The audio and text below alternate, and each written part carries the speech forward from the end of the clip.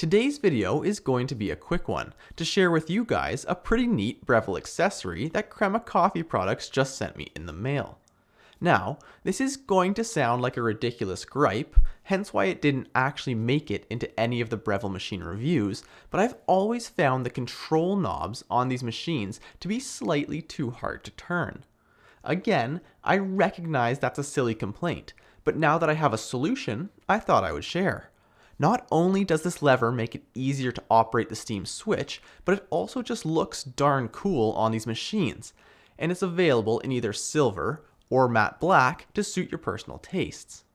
Now, like I said at the start, this company did send me these samples free of charge, so feel free to factor that into your buying decision, but I'm not quite sure how much I could overhype a third-party metal lever.